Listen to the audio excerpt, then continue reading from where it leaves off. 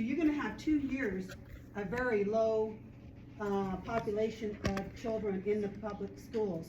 So you guys need to take care of it now. Our school, the school I grew up in Rangeley, they have already closed two or 3 years ago, one of their schools, because their population has gone down. So they only have 2 schools running right now. So let's do it now and adjust.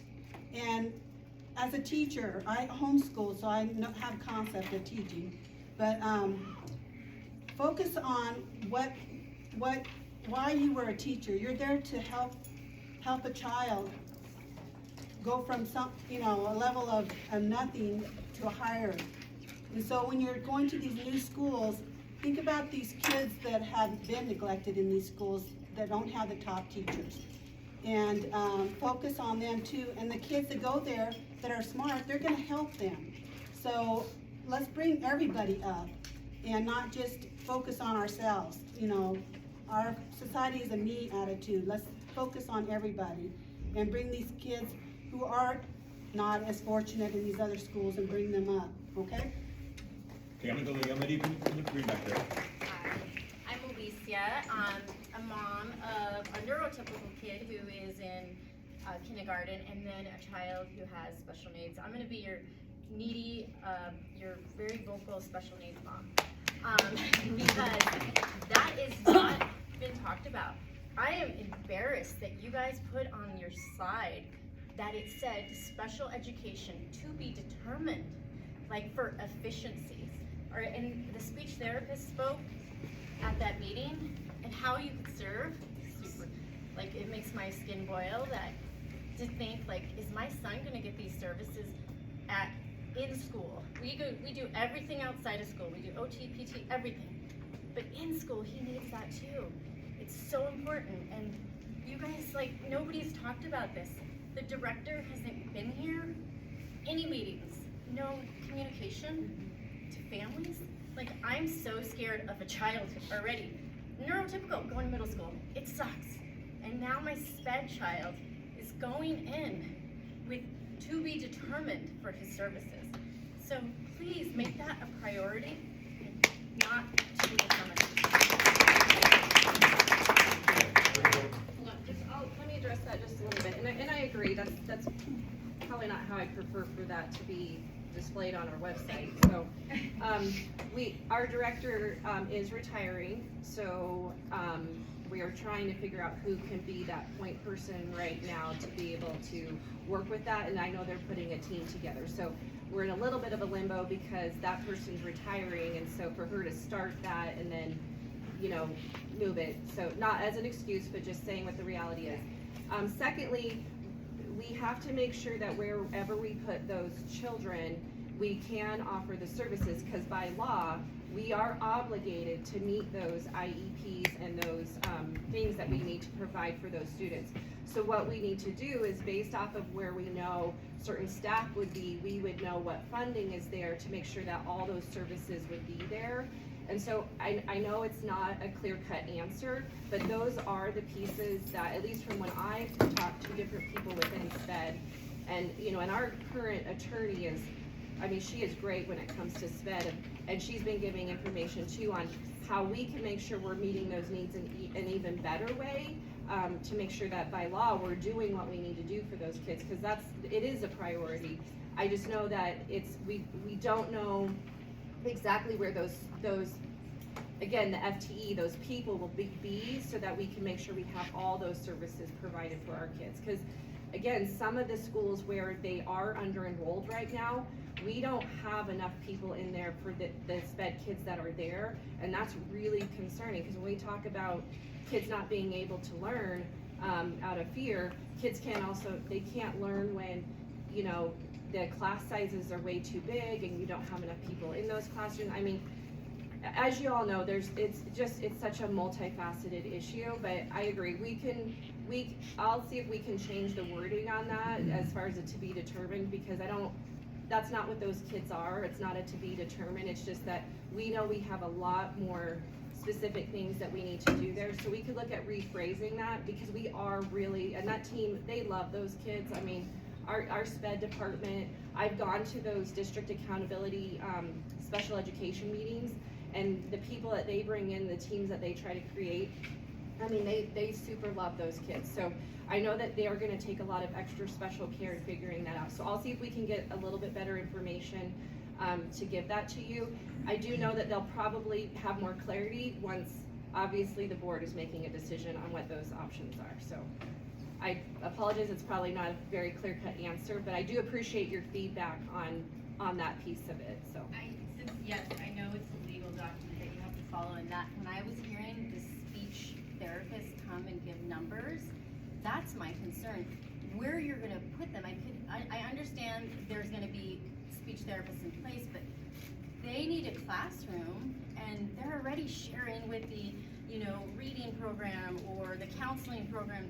Even at Orchard Avenue, everybody's like, oh, is this office open? Is this room open? Because you have to have, like, speech or OT when they have indirect services. They pull the child out of the classroom and put them somewhere where they could get the service. And we're talking about moving all these kids to different areas. I just don't, the room, that's kind of the same as this mom had. Like, that's, where can you put them? Like, And that is one thing that we're looking at. That's Yeah. also a thing that I think that should be revisited too, or discussed. Like, these people need to be pulled out of the classroom to get individual therapy that's on their IEP, that's a legal contract. And if you don't serve the 60 minutes a month for each of those children, you're looking at big lawsuits or grievances or complaints to the Department of Education. So that's huge. Your lawyer will be working more. So that's just scary. Right, and the challenge we have right now is in under-enrolled schools, it is a huge challenge to get all of that done. If we could, again, consolidation also means efficiencies. Those efficiencies means I don't have to have a therapist work out of the trunk of their car and speed around to go to all these different schools, but I can have a therapist that sits in a building and is there and is dedicated. I mean, guys, there's pros and cons. Like, I mean, we can keep it going the way it is, and it really concerns me, as far as litigation that moves on, because we've got people rolling around and we don't have a dedicated spot or a dedicated person for those buildings. So, I mean, believe me, guys, I know more about special education and all this kind of stuff than I ever thought I would. And by no means am I an expert, but these are the pieces and parts that we have to consider in moving forward to make sure that we're serving our students. And I don't see how we're not gonna do it without consolidation. And I know that's not what a lot of people wanna hear, but consolidation means efficiencies. Anytime things are kind of put together, you're trying to bring those things together to create more services, better services, and create those efficiencies. Where are we at? Okay, Next we're to gonna go that? right now, right here. Okay, yeah. I'm gonna wait for a while. And then And there. the lady in the back, and then there. we'll get around to the people that Okay. are. Thank you guys for what you do. It's just amazing. I mean, you guys are doing this for no charge. Your passion is just beyond comparison. I just wanna say that these are really, really critical concerns. This is your job. Managing a health clinic is not your job. And when you do that, what's gonna happen when you close down the clinic? What's gonna happen when they misdiagnose a child? What's gonna happen when they give a child the wrong drugs? You may not be legally liable, but you will be politically liable. And you think this crowd is harsh. Wait till that comes up. The unintended consequences, have you thought about the unintended consequences? Have you brainstormed what could happen? What could be the problem? Because I'm telling you, when the government funding changes, and you're mixing an education system with the medical system. I'm a process engineer, I study processes. And I'm telling you, your system is not in statistical control. Things are out of control. And you take on a new responsibility like that, does that mean you're gonna put it in every school? What about equity? Is that fair to the other children? Let the medical people do the medical jobs and you guys do the education. And I promise you, this is an effect of the crystal ball. I can tell you statistically, you will run into issues that will be mountains like this. and you guys have a lot on your plate, and promise you, I'm not trying to preach to you. I'm trying to tell you, I'm trying to warn you. Statistically speaking, I can show you the numbers, I can promise you that this is just the beginning. Thank you. I'm Jamie Peet, and I'm a teacher at Lincoln Orchard Mesa. I've taught at 4 different schools around the valley throughout the years. My kids went through Orchard Avenue, and I loved it. My kids went through East, and I loved it. And now I've been at Lincoln Orchard Mesa for 10 years. I feel like my life exploded. I want you to really, really consider thinking about other things besides just the demographer, because there are so many different layers to schools. And you know, I've worked at 4 different schools, and some have really great teams, and some do not. And I know I'm a team player. I can go to a school and I can try to be a team player, but if that's not already established there, one person isn't going to make a difference. So you can't say you make it where you go. No, it's that whole atmosphere. Everything comes together. The team at Lincoln Orchard Mesa works so well together. If you look at our OHI reports, if you look at panorama reports, if you look at our academic reports, everything comes together. And you just want to blow it up. And just because of the demographer. And I understand that, you know, hard choices have to be made. That's understandable.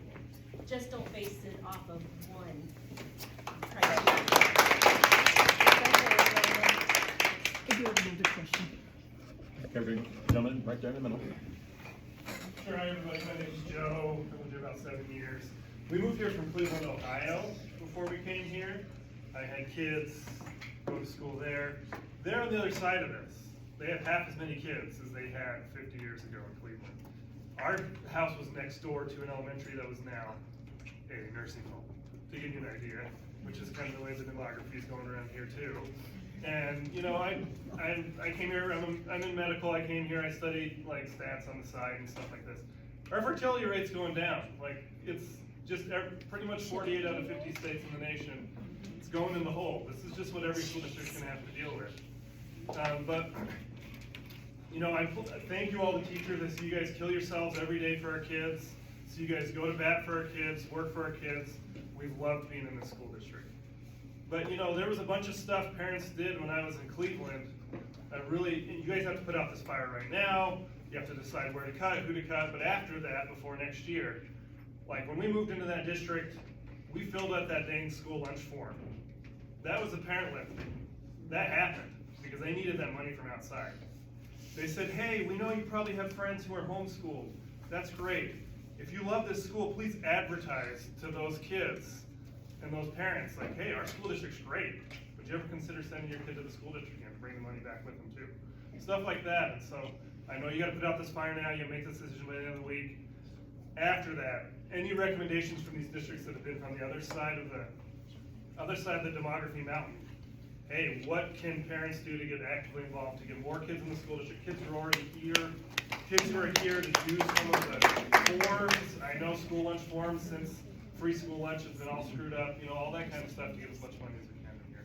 We'd love any recommendations. Thank you.